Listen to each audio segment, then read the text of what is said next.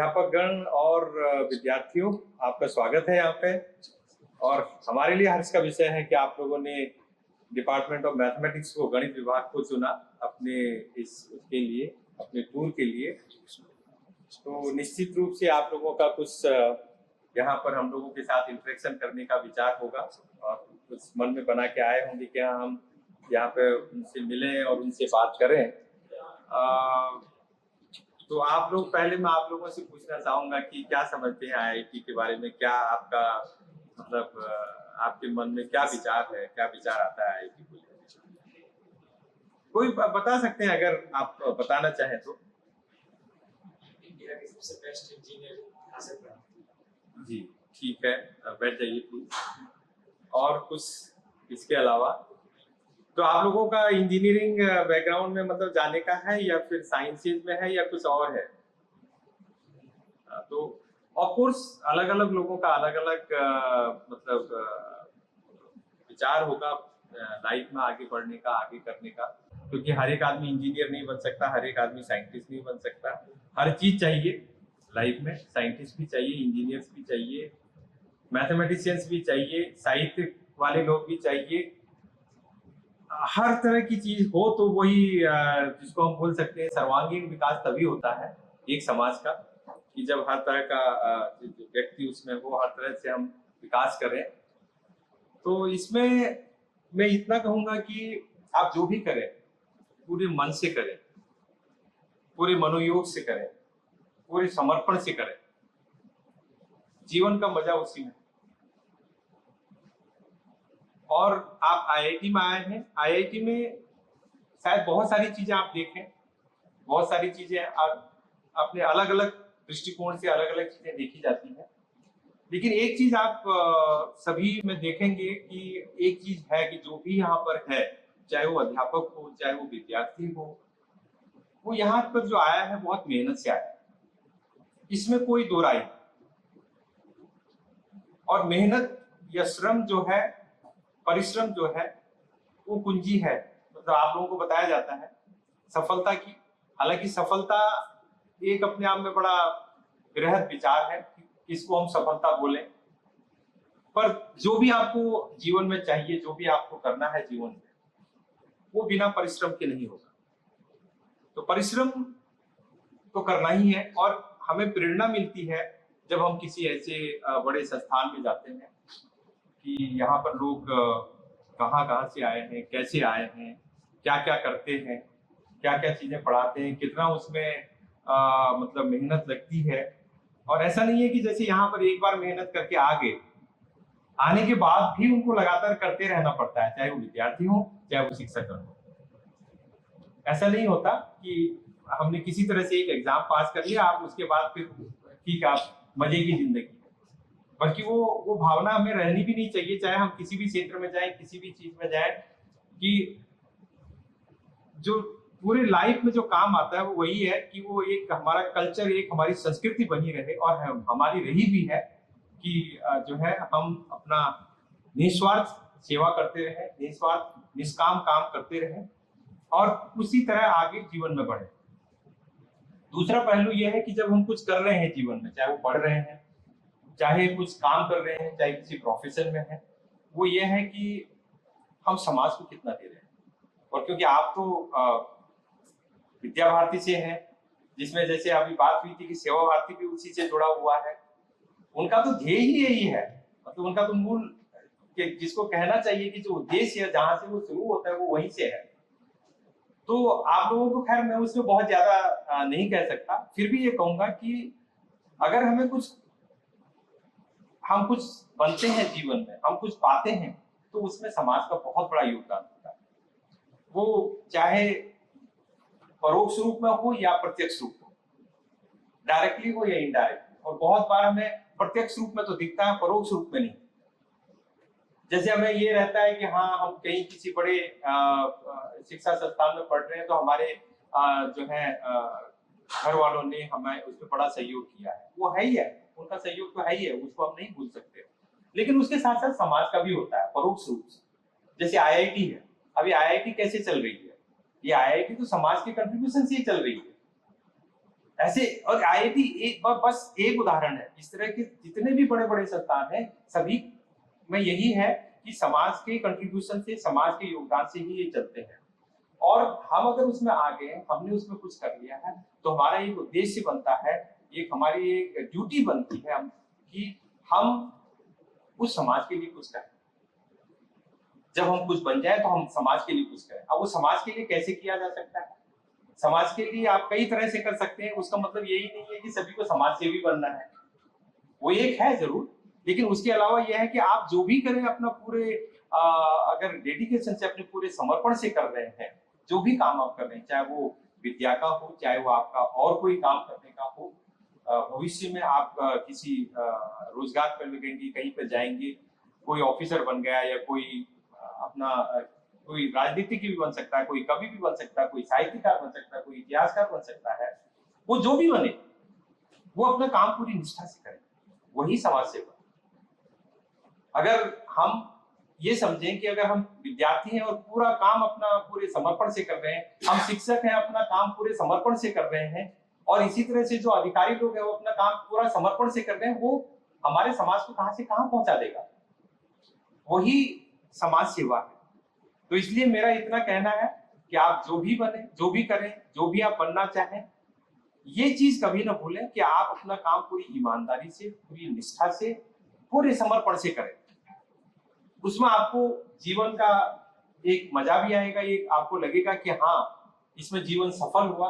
बाकी तो और कई तरह से लोग जीते ही हैं कि कई बार हमारा उद्देश्य केवल बड़ा संकीर्ण हो जाता है कि मैं तो पढ़ूंगा और खूब पैसे कमाऊंगा और फिर मजे करूंगा। वो बहुत संकीर्ण उद्देश्य है।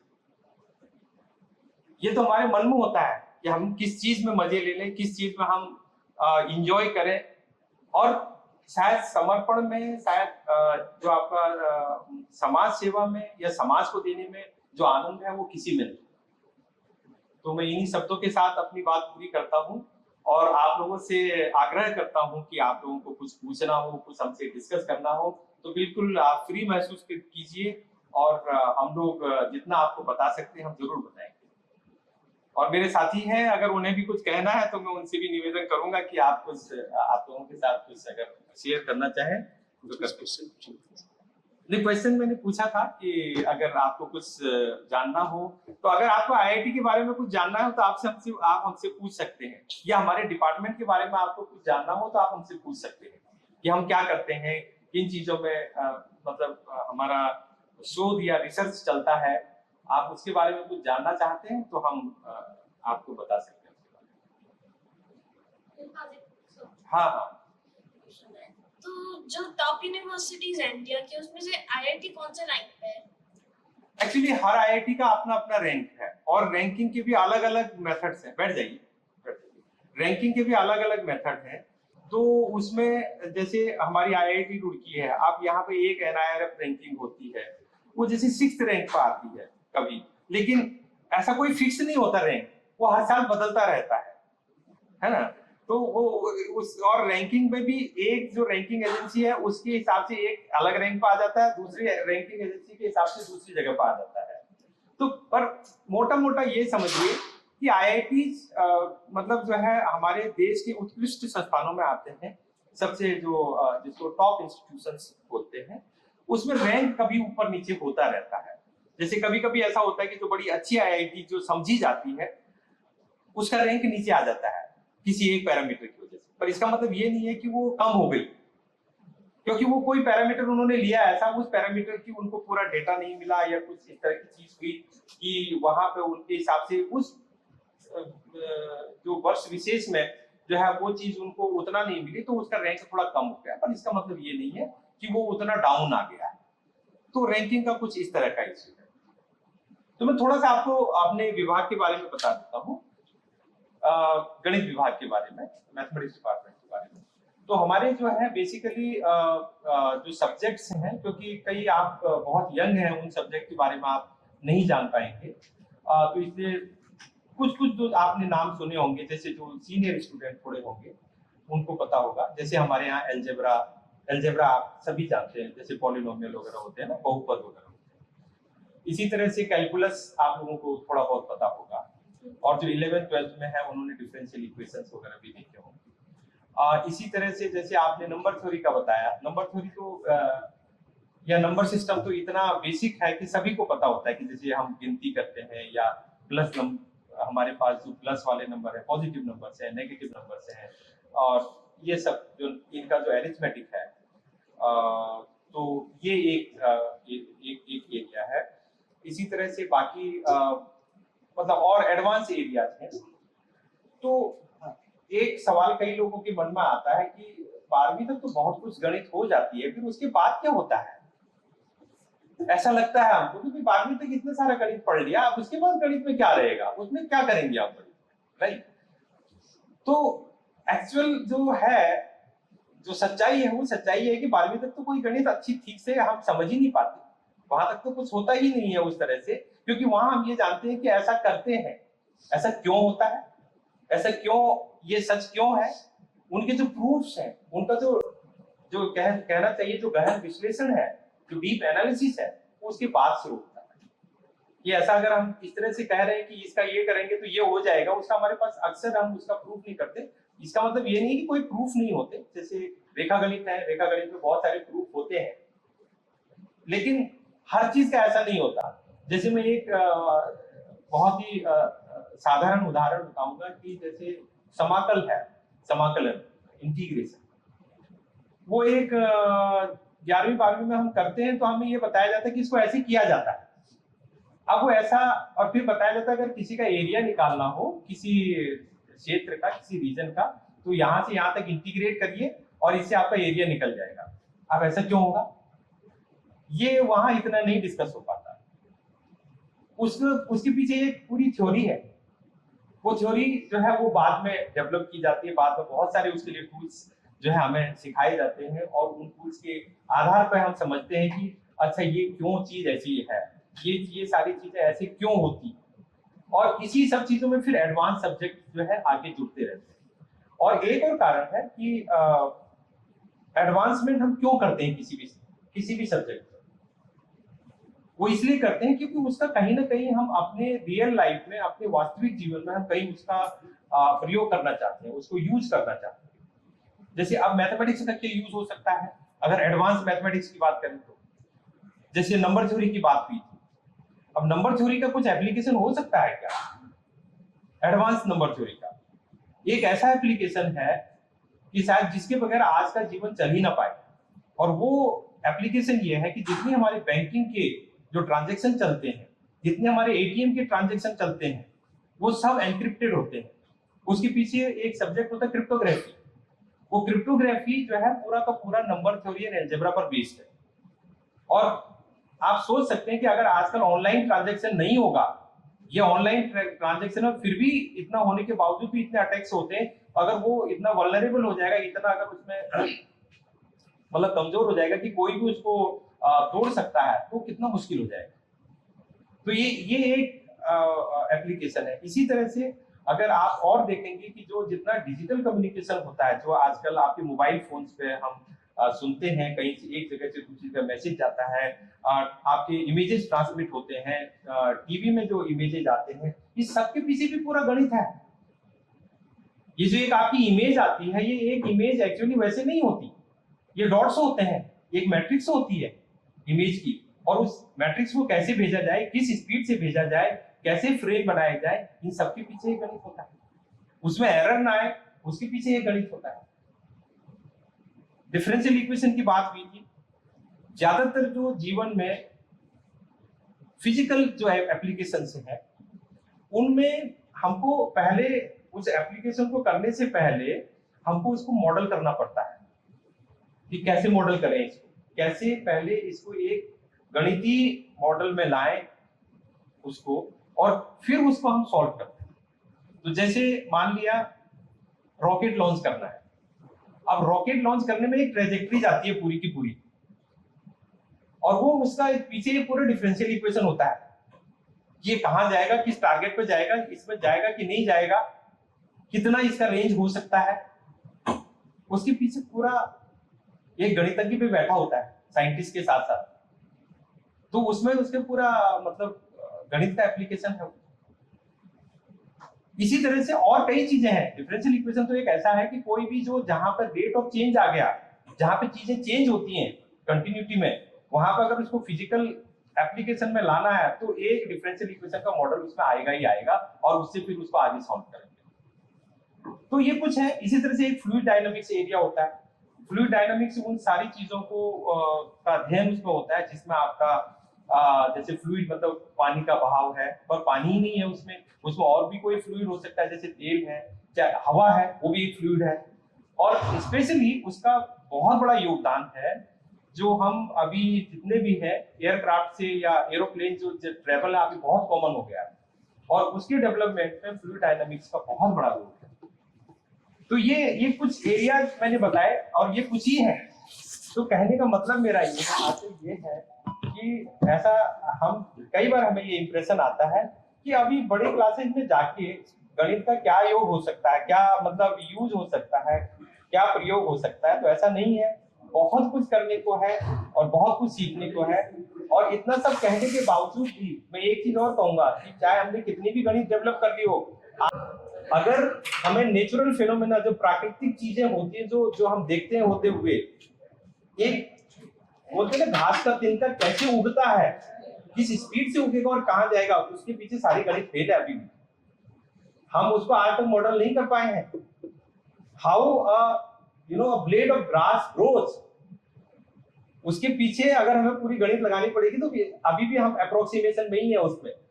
तो आप समझ सकते हैं कि अगर हमने पूरी बायोलॉजिकल साइंसेज में पूरे नेचर को अगर उसके मॉडल को समझना है, उसके पीछे के अरिथमेटिक या उसके पीछे के मैथमेटिक्स को समझना है, तो उसके लिए अभी बहुत कुछ जानना, बहुत कुछ करना बाकी है। तो ये कुछ चीजें थी जो मतलब मैं कुछ कह सकता था इन चीजों के ऊपर। तो मुझे लगता है थोड़ी सी बातें हो गई हैं। अगर आपका कोई सवाल हो तो आप प्लीज पूछिए। आईआईटीएन बनने के लिए क्या क्या करना पड़ेगा, सब्जेक्ट्स?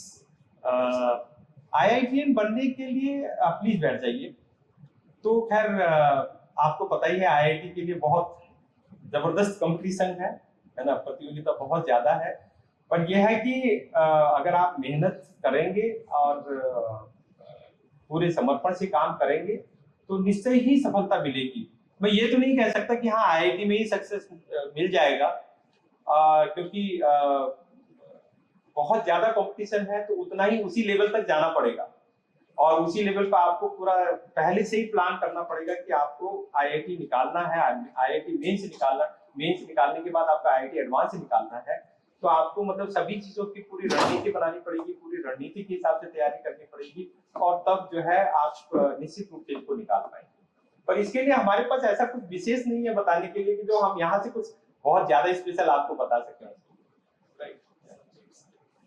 सब्जेक्ट्स तो आपके वही है, फिजिक्स, केमिस्ट्री, मैथमेटिक्स, है ना। आपको फिजिक्स बहुत अच्छी से मतलब तैयार करनी होगी, केमिस्ट्री एंड मैथमेटिक्स, क्योंकि यही 3 सब्जेक्ट हैं आईआईटी के। ठीक है सर, प्लीज। मैं बच्चों का दाऊ बहुत परेशान हूँ सर। मैं कुछ प्रश्न पूछता हूँ, मुझे बहुत बेसिक आंसर, जैसे कि मैंने पूछा 1 0 + 0 1 क्या आंसर दिया है, क्या आंसर है? आपने वो क्वेश्चन पूछा था कि 1 0 + 0 1 3 हो गया, कैसे? इसका उत्तर इन्होंने मेरे को दिया नहीं दिया। मैंने इसको निकाल लिया था, हाँ। मतलब मैंने इसका उत्तर निकाल लिया था 5 सेकंड में। अच्छा, कैसे? मैंने आंसर दिया कि मैंने 1 0 और 0 1 मैं बाइनरी में समझता हूँ। हाँ, तो ठीक है, हो गया। हो गया। तो आपका जो 1 0 हम नॉर्मली समझते हैं 10, वो क्योंकि हमारे मन में पहले से बैठा हुआ, क्योंकि हम डेसिमल सिस्टम में ही हमेशा रहे हैं। तो अगर हम डेसिमल सिस्टम में देखेंगे तो 1 0 तो 10 के बराबर होता है, लेकिन अगर बाइनरी में देखेंगे तो फिर वो 2 के बराबर हो जाता है। या अगर हम बाइनरी छोड़ दें, अगर उसका बेस 4 कर दे तो वो 4 के बराबर हो जाएगा, राइट। मतलब इसी तरह से तो ये चीज बड़ी अच्छी बात है कि आपसे जो सर ने बोला कि ऐसा ना समझ लें जो चीज है, जो जैसी दिखती है वो वैसी ही है ना। अगर हम बेस चेंज कर दें तो 1 0 का मतलब कुछ और ही हो जाएगा। एक उदाहरण बताऊं कि जैसे अगर हम मॉडुलो 5 करें, मॉडुलो 5 मतलब ये होता है कि अगर आपने कोई भी अरिथमेटिक कर रहे हैं उसको 5 से डिवाइड करें, तो अगर वो 5 से डिवाइड हो रहा है तो 0 हो गया। है ना, मतलब 5 से डिवाइड करके जो रिमाइंडर आता है वो नंबर आपने रखना है। कि जैसे मान ले 11 है वो 1 हो जाता है ना, या अगर 12 है तो 2 हो जाएगा, 7 है तो 2 हो जाएगा, 8 है तो 3 हो जाएगा, वो 5 से डिवाइड करके जो रिमाइंडर आ रहा है। अब उसमें अगर आप 6 देखें नंबर, तो 6 क्या है, 3 into 2 है, 3 into 2 is equal to 6। 6 कितना होता है, 1 मॉडुलो 5, ठीक है। इसका मतलब 3 into 2 is equal to 1 उस सिस्टम में। इसका मतलब आपका 1/2 कितना हो गया, 3, है ना, क्योंकि 3 into 2 या 2 into 3 is equal to आपका कितना है, 1। 1/2 equal to 3 हो रहा है इस सिस्टम में, है ना, हो रहा है ना। हाँ, तो ये अपने आप में इंटरेस्टिंग चीजें हैं। तो ये चीजें जानना, अगर आप लोग इस चीज को समझ सकते हैं कि बेस पर ही जो है ये नंबरों का जो वैल्यू है जो हम लिखते हैं वो बेस पर आधारित है, तो आप उसको ज्यादा अच्छे से समझ पाएंगे। हाँ। ये जो बालक है सर, ये बहुत कंफ्यूज करता है। हाँ। किताब नहीं पढ़ता है और सिलेबस के बाहर जा चुका है। हाँ। तो आप क्या क्या कह रहे हैं, एक बार मुझे तो समझ आता नहीं सर। इससे अगर आप पूछे कि क्या क्या गणित में कर रहा हूँ, जरूर सर, जरूर थोड़ा हम जरूर जानना चाहेंगे। तो ये बड़ी अच्छी बात है, बड़े गर्व की बात है कि मतलब आपने इतनी कम अवस्था में एक नंबर थ्योरी पर रिसर्च पेपर लिख रहे हैं। और जैसे ये सवाल इतना आसान नहीं था कि 10 + 01 = 3 होता है, अनलेस किसी को बेस सिस्टम पता हो या वो ध्यान गया हो उस चीज पे।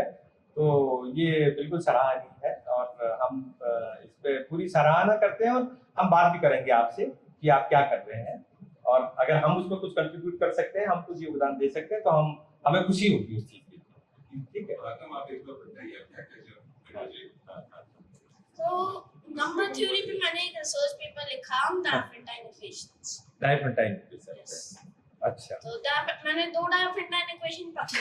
हाँ। पहली थी 11 power x + 9 power y = z², हाँ। और दूसरी थी 7 power x + 17 power y = z²।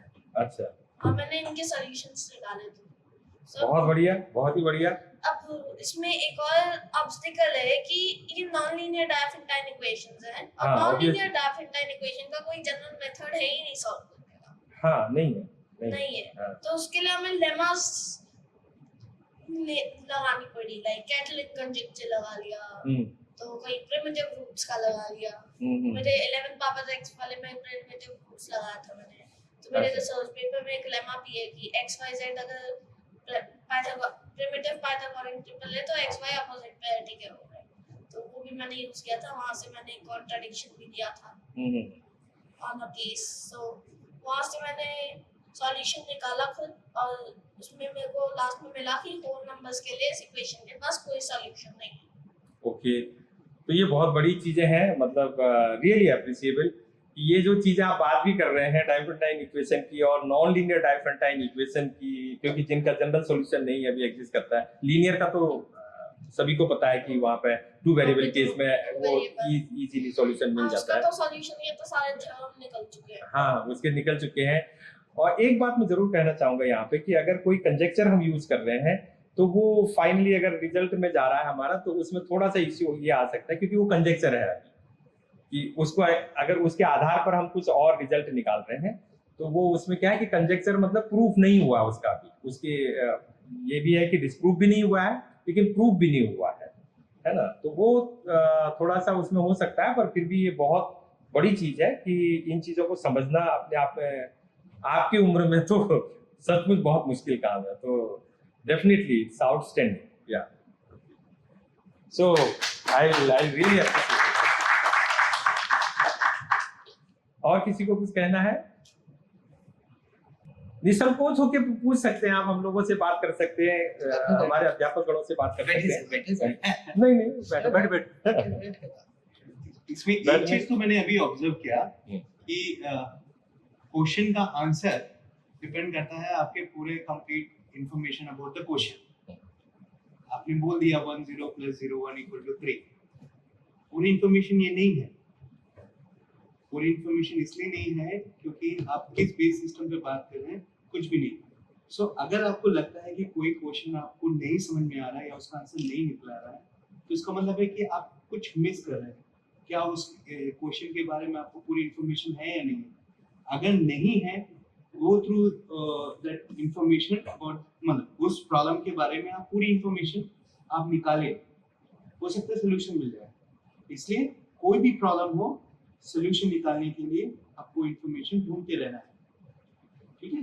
अब एक में आंसर 3 आ रहा है, कुछ में 5 भी आएगा, राइट, तो किसी में 11 भी आएगा जो हमारा है। तो आपको कंप्लीट इंफॉर्मेशन अच्छे से चाहिए, ठीक है। पहले तो क्यूरियोसिटी कि हमें ये करना है, प्लस पूरी इंफॉर्मेशन तब होगा।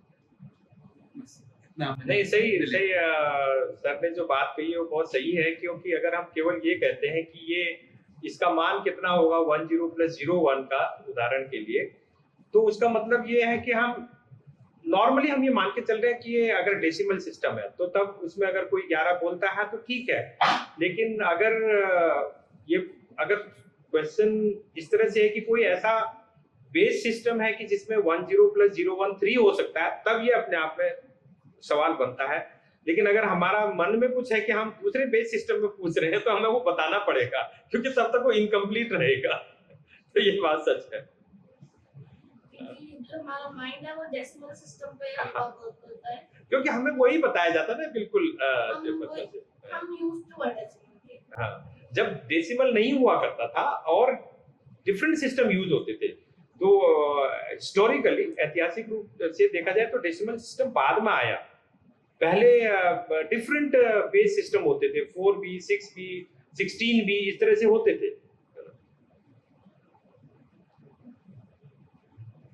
आईआईटी में रिसर्च क्या-क्या होती है, किस चीज पे?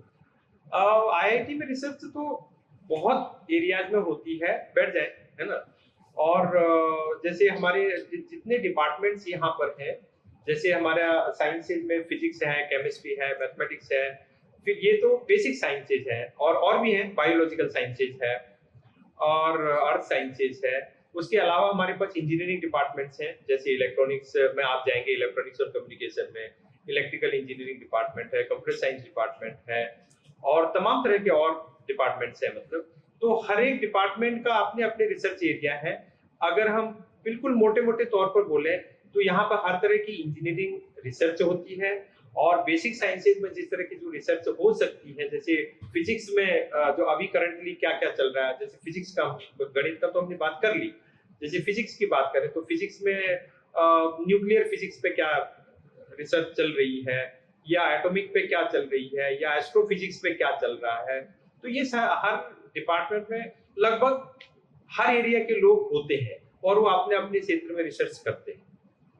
तो बहुत ही मतलब अगर हम पूरे आईआईटी को देखें तो बहुत एरिया आपको मिलेंगे, बहुत ऐसे फील्ड है जिस पे रिसर्च हो रहा है, साइंसेज में भी और इंजीनियरिंग में, इवन ह्यूमैनिटीज में भी। हाँ, ह्यूमैनिटीज भी यहाँ पे इनफैक्ट, और मैनेजमेंट भी यहाँ पे है, तो उन पे भी बल्कि लोग जो है उस पे भी रिसर्च करते हैं अपने अपने एरिया में। आपके लिए जरूरी नहीं है कि आप इन्हीं में कन्फाइन रहे, इन्हीं में सीमित रहे, क्योंकि प्रॉब्लम कहाँ से स्टार्ट होता है। कोई भी एक प्रॉब्लम देखते हैं, रियल वर्ल्ड प्रॉब्लम, है ना, और उसको सॉल्व करने की कोशिश करते हैं। कोशिश करते करते करते तब आपको पता चलता है कि इसमें कुछ मैथमेटिक्स लगी है, कुछ फिजिक्स लगी है, कुछ केमिस्ट्री लगी है। उसके ऊपर डिपेंड करता है, आपके इंटरेस्ट के ऊपर डिपेंड करता है कि आपको किस एरिया में उसको ले जाना है। एक प्रॉब्लम होगा और उसका डायमेंशन बहुत हो सकता है, बहुत सारे लोग उस पर कंट्रीब्यूट कर सकते हैं, उसमें अपना योगदान दे सकते हैं। आपको बस ये ढूंढना है कि आपका योगदान किस एरिया, किसी को मैथ्स में हो सकता है, किसी को फिजिक्स में हो सकता है, किसी को कहीं भी। अगर हम लोगों ने इसे अलग अलग किया है, प्रॉब्लम तो एक छोटे से स्टार्ट होती है, बट धीरे धीरे धीरे उसको एरियाज बनते जाते हैं कि ये पर्टिकुलर पार्ट हम किस एरिया में डिस्कस करना चाहते हैं। अगर हम सिंपल इसकी बात करें कि टाइम, राइट, टाइम क्या है, टाइम से देखना होगा ना। अभी तो हमारे पास घड़ियां हैं, तो हम लोग देख लेते हैं ये टाइम है। पहले घड़ियां नहीं होती थी, तब हम लोग कैसे देखते थे टाइम, कैसे डिसाइड करते हैं हम लोग, प्लैनेट की पोजीशंस देखते थे, है ना, उसके बेस पर आते हैं। तो अब उनकी ऊपर एक कॉन्स्टलेशन है, तो क्या कहते हैं उसका माइनर उसकी पोजीशन से पता लगाते हैं। उसके लिए हमें कैसे पोजीशन चेक करेंगे किसी भी पॉइंट पे, तो हमें उनका मोमेंट मालूम होना चाहिए। मोमेंट मालूम होने के लिए हमें बहुत सारी चीज़ें चाहिए होगा। हमें ये देखना पड़ेगा किस तरह से स्फेरिकल ज्योमेट्री काम करती है ना। तो वहाँ से कुछ लोग इसे कहते हैं कि एस्ट्रोनॉमी का पार्ट हो गया, अब हम लोग बोलते हैं एस्ट्रोनॉमी का पार्ट हो गया। पहले वो क्या था, वो मैथमेटिक्स से स्टार्ट हुआ था। तो जिस तरीके से आप उसमें और सोचते जाएंगे वो डिफरेंट ब्रांचेस मिलती जाएंगी आपको, है ना। तो आप डिसाइड करो कि आपको कहाँ जाना है, किसमें इंटरेस्ट है, क्योंकि रिसर्च तो आप किसी में कर सकते हैं। अगर आप अपने चारों तरफ भी देखें, हर जगह एक छोटी सी प्रॉब्लम है जिसको आप सॉल्व कर सकते हैं, और शायद इसी वजह से हम सारे लोग अभी भी जुटे रहते हैं कुछ ना कुछ नया सॉल्व करने के लिए। कोई एक प्रॉब्लम हम लोग उठाते हैं और उसको सॉल्व करने की कोशिश करते हैं। जैसे सर ने बताया कि अभी हम लोग सिंपल सी प्रॉब्लम को नहीं सॉल्व कर पाए हैं कि कैसे घास का कैसे ग्रोथ हो रहा है। मैं एक सिंपल सी बात बताऊँ, पेंडुलम हम लोगों ने देखा है ना। उसको हम लोग बोलते हैं ना कि मॉडलिंग कर दी और उसका सोल्यूशन निकाल दिया, बट एक्चुअल में तो अभी अगर नॉन लीनियर केस में कहें वो अभी भी नहीं हुआ है। हम हमेशा उसको अप्रोक्सीमेट करते हैं, मतलब उसका एक तरह से बताते हैं कि ये इसके अप्रोक्सीमेशन है और इसका सॉल्व कर देते हैं।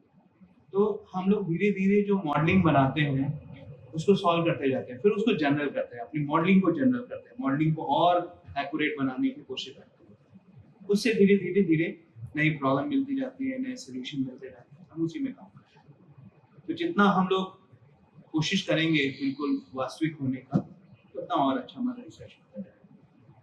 तो अभी रिसर्च हम लोग कितना कर चुके हैं, कितना लोगों ने किया है और कितनी भी रिसर्च बाकी है। आप लोगों के लिए बहुत मटेरियल है रिसर्च करने के लिए। आपको बस डिसाइड ये करना है कि हमें करना क्या है। और चाहे आप यहाँ रहें, आईटी में आए या कहीं भी जाएं, आप अपना माइंड बनाएंगे तो कुछ भी अच्छा है, ठीक है। सो एक्चुअली जैसे सर ने बताया कि रिसर्च जो है ये इनफैक्ट जितने भी एरियाज हैं ये ऐसे ही इनका जन्म हुआ है। तो किसी टाइम पे ये सारे अलग अलग नहीं हुआ करते थे। जैसे आपने सुना होगा न्यूटन है, गॉस है। अब इनको फिजिक्स में भी आप देखते हैं कि न्यूटन का बहुत बड़ा योगदान है, जबकि वो एक गणितज्ञ थे। उस टाइम पे क्या होता था कि जो बहुत गणित जो है वो इसलिए डेवलप हुई क्योंकि उसकी जरूरत थी, उसकी आवश्यकता थी फिजिकल प्रॉब्लम्स को सॉल्व करने के लिए। और वो इसलिए साथ साथ में फिजिक्स भी करते थे और साथ साथ में वो गणित भी करते थे। तो वो फिजिक्स वाले उनको फिजिसिस्ट मानते हैं, गणित वाले उनको बहुत बड़ा गणितज्ञ मानते हैं। आप गॉस का उदाहरण देख लीजिए, गॉस ने मैथमेटिक्स में तो किया ही किया है, उसके अलावा फिजिक्स में भी उनका कंट्रीब्यूशन है, वहां पे भी उनका योगदान है। और रिसर्च क्या है? रिसर्च तो वही है जो हमें किसी चीज की जरूरत है, किसी चीज की आवश्यकता है और आप उसको हमें कुछ को पाने के लिए एक कोई समस्या है उसको सॉल्व करने के लिए जो हम शोध करते हैं वही रिसर्च है। तो वही बोलते हैं कि जैसे आवश्यकता आविष्कार की जननी है, वो वहीं से हम शुरू करते हैं कि हाँ भाई ये इसको कैसे सॉल्व किया जाए, इस प्रॉब्लम को कैसे सॉल्व किया जाए, और वहीं से चीजें फिर रिसर्च प्रॉब्लम बनती है, वहीं से रिसर्च शुरू होता है। तो ये जो यहाँ आईआईटी हो या कोई भी जगह हो, वही होता है कि जीवन को और कैसे अच्छा बनाया जा सके, चीजों को और कैसे मतलब अनुकूल बनाया जाए, जिससे और इन्हीं चीजों को करने के लिए रिसर्च किया जाता है कि कैसे इसका समाधान किया जाए। या फिर कई चीजों को जानने के लिए, जैसे मान लिया अगर खगोल विद्या है, अब उसको अभी आज तक भी हम नहीं समझ पाए हैं कि मतलब कैसे इस पूरे ब्रह्मांड का जन्म हुआ और अभी इसकी क्या स्थिति है। अभी भी जो है हर साल उसमें नई नई चीजें आती रहती हैं, नए नए सिद्धांत बनते रहते हैं और वो चलता ही रहता है। इस तरह की चीजें इतना अथाह मतलब ज्ञान है वहां पर उसको पाने के लिए और उसको जानने के लिए कि कभी पा ही नहीं सकते उसको। ठीक है, हाँ और बताएं, और कोई? तो बताया नहीं आपको कौन सा एरिया में रिसर्च इंटरेस्ट है?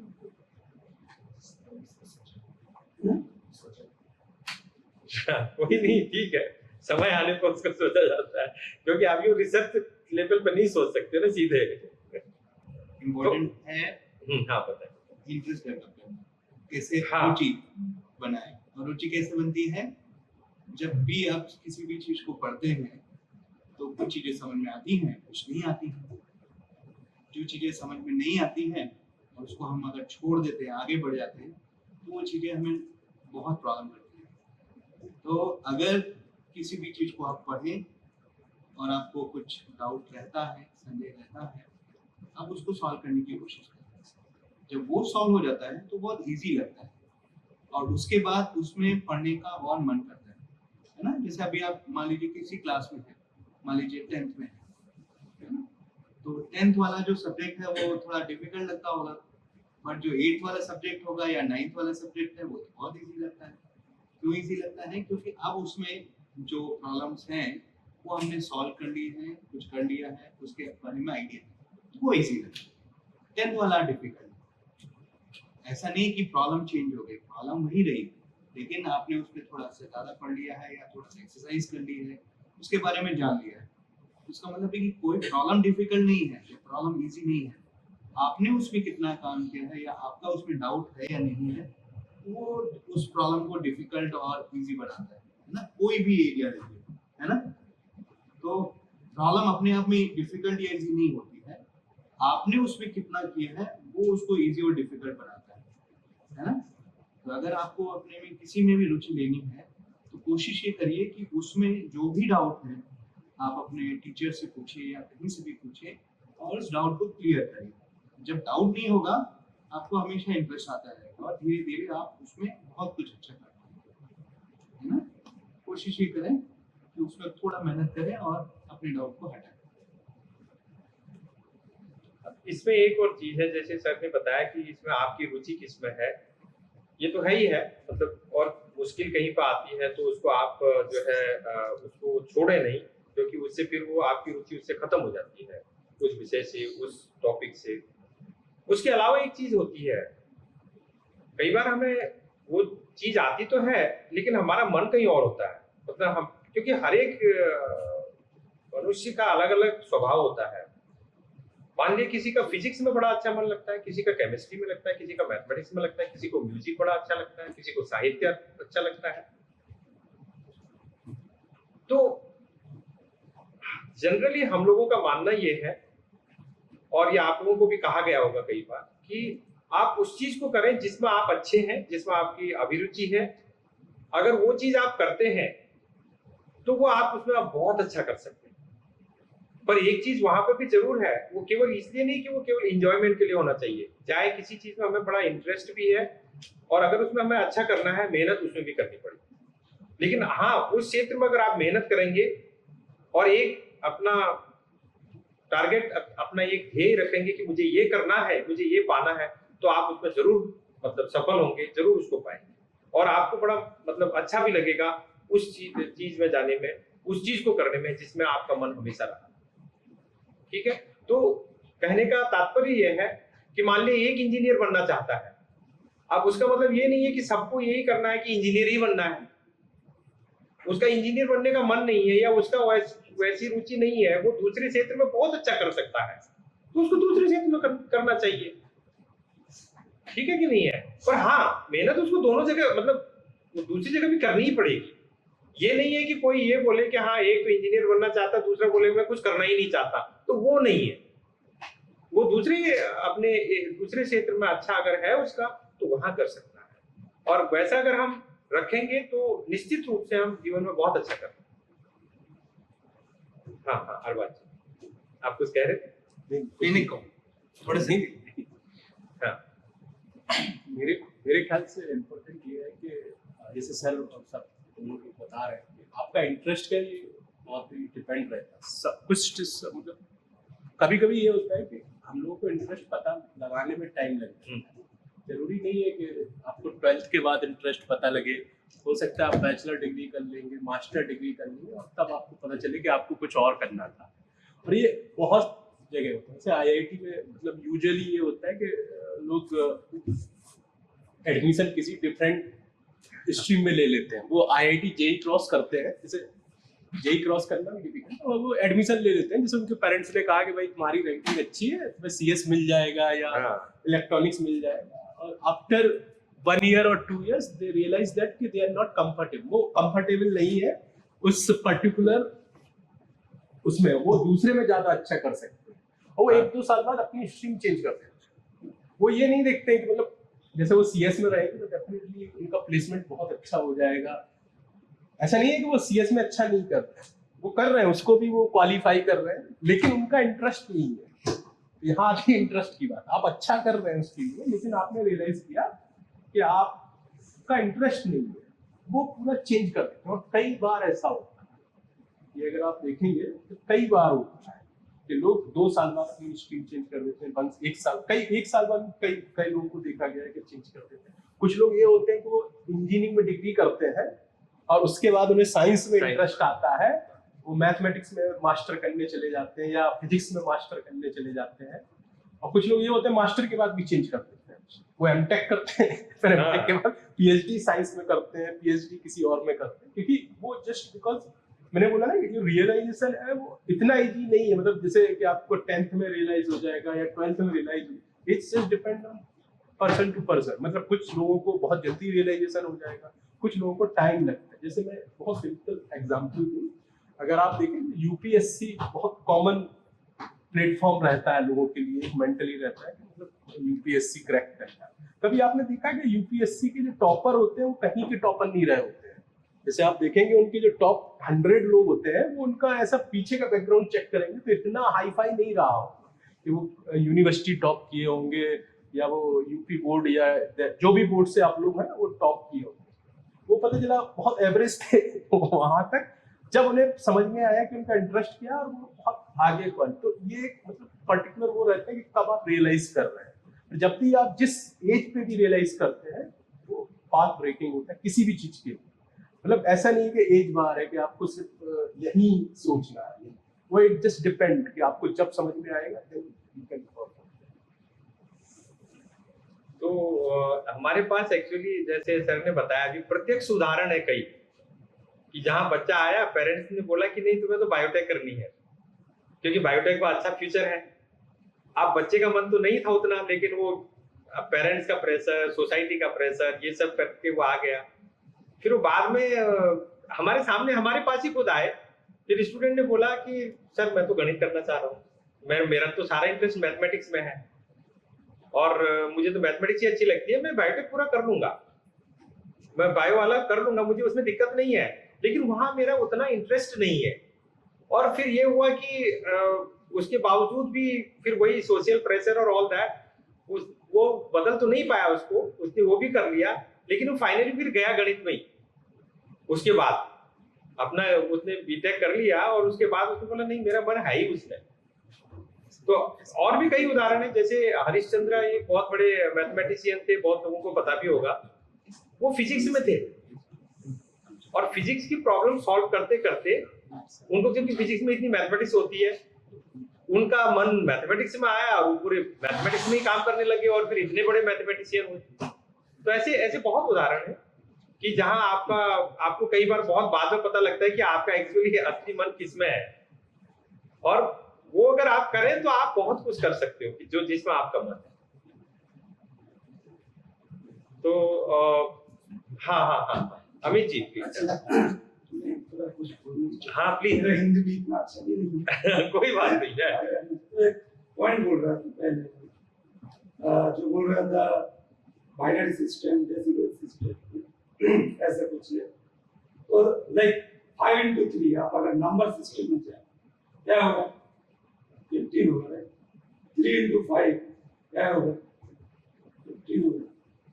अगर कोई नंबर लेट्स से ए बी, कोई नंबर ए बी बी होगा, राइट? ये नंबर क्या है? कोई अलग सिस्टम में हो सकता है क्या?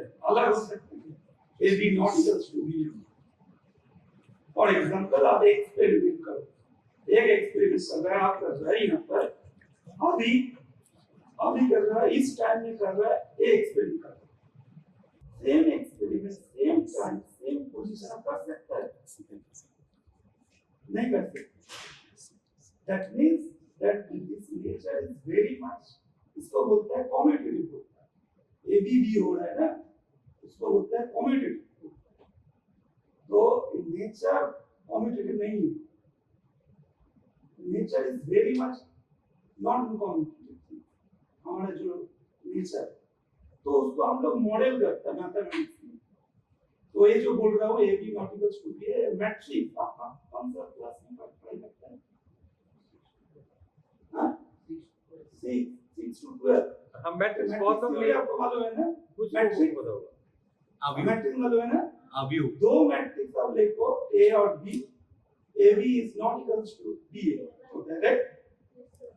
तो एक चीज है, और दूसरा बात इंटरेस्ट तो होना चाहिए, दूसरा बात पढ़ाई करना पड़ेगा, हार्ड वर्क और परसिवर, ये नहीं होगा तो नहीं आएगा।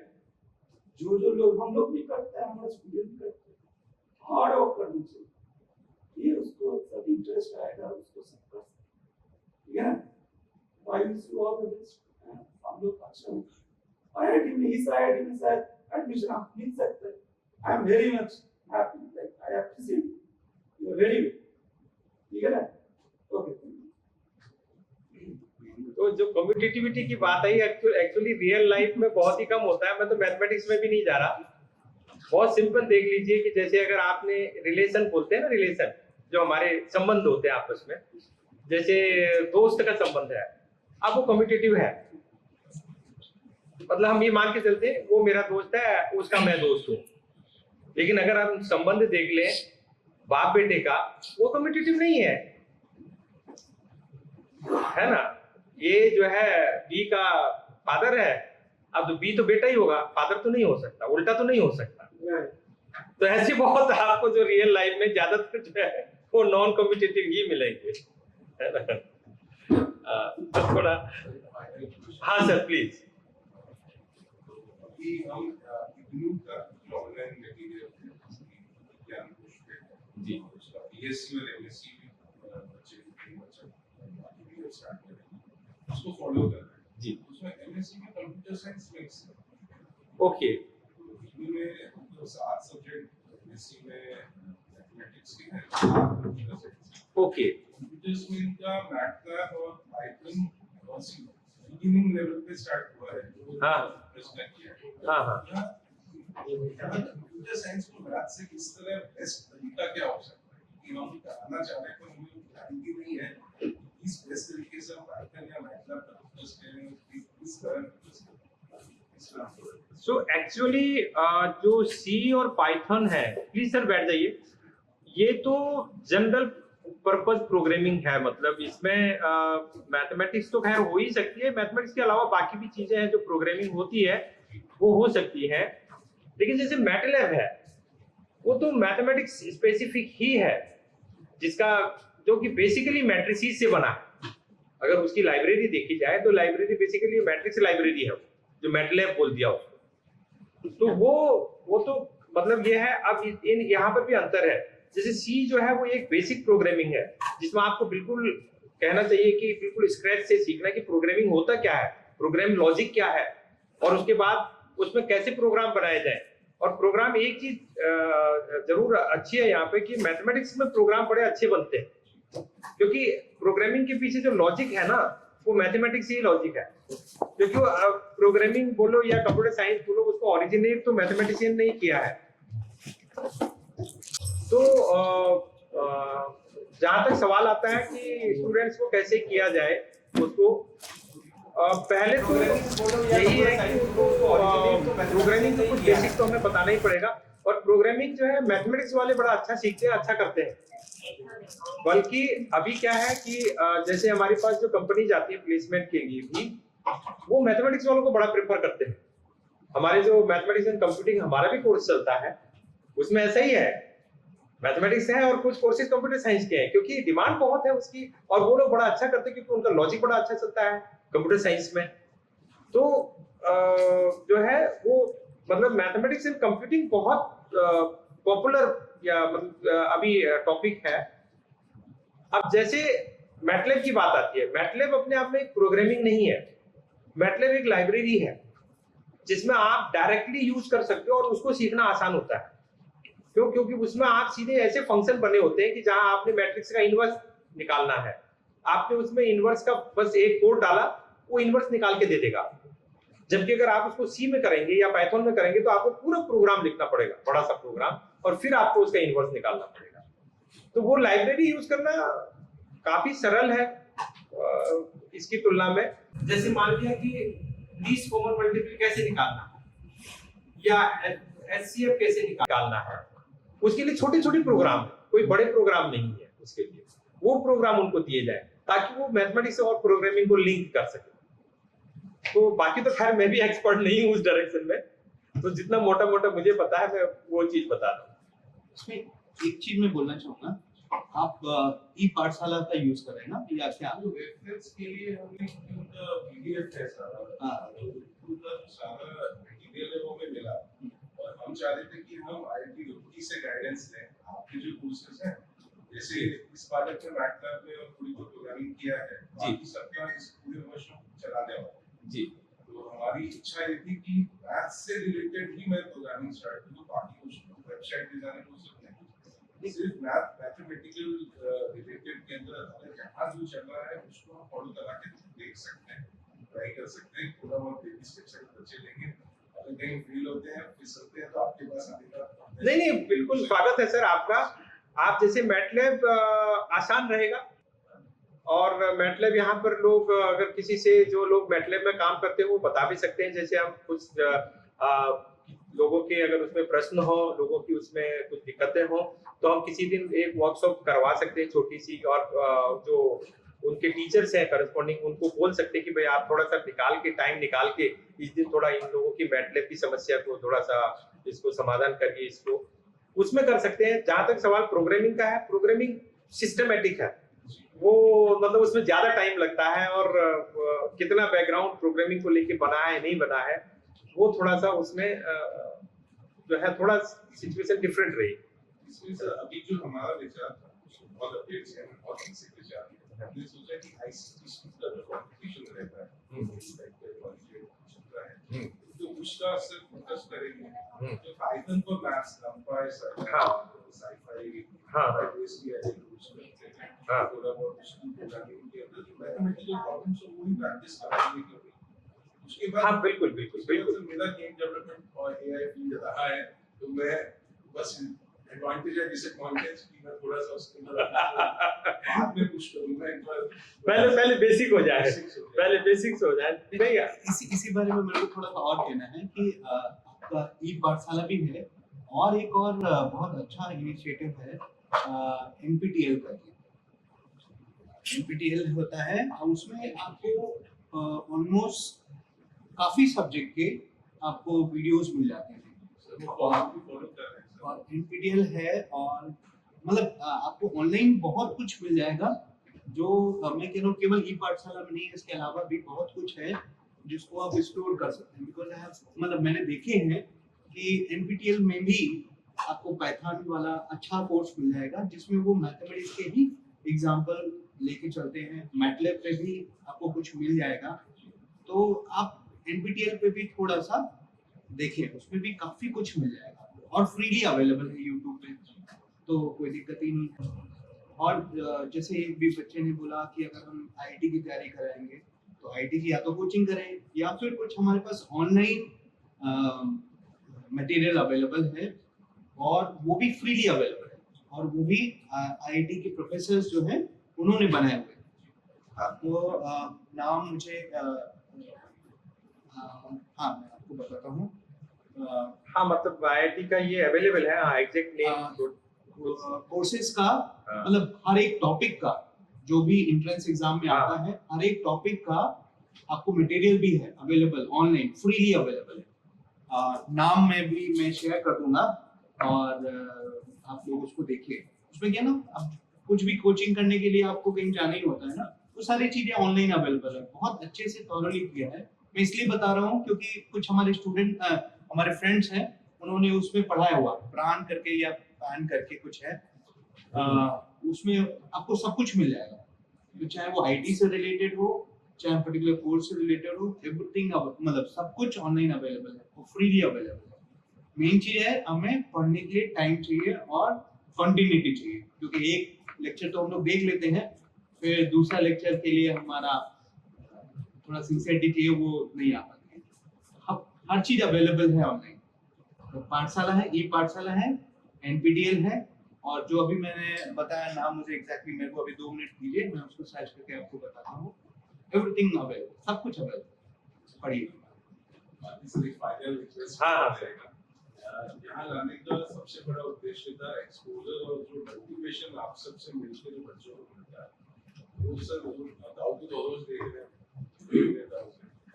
सर जितने टीचर्स हैं उनको हम उसी देखते हैं पर एक बार बाहर निकलना हमने सोचा कि एजुकेशन को क्लासरूम से बाहर निकाला है जी फिर अगर हम जो भी करेंगे साथ हम चाहते हैं कि आपको प्रोग्रेस बढ़ना है आपके एक दो पॉइंट है एक दो शब्द भी कभी उसके ऊपर मिल जाए हमें तो हमारी भी डायरेक्शन ठीक हो पाएगी बच्चों के साथ अवश्य सर अवश्य। हम लोग खुद चाहेंगे कि अगर हम कुछ ऐसा कर सकते हैं कि जहां हमारे कुछ थोड़ा बहुत योगदान से अगर अच्छा हो सकता है तो हमें बड़ी प्रसन्नता होगी उससे और हमें बड़ा अच्छा लगेगा। हमें लगेगा कि हमने भी कुछ थोड़ा योगदान दे दिया। तो इसलिए हम लोगों का मतलब आप बिल्कुल इस तरह का हम लोगों से बिल्कुल निसंकोच आप पूछ सकते हैं कभी भी अगर कुछ पूछना हो। ठीक है सर और बहुत बहुत धन्यवाद आप लोगों का, आप यहाँ पे आए।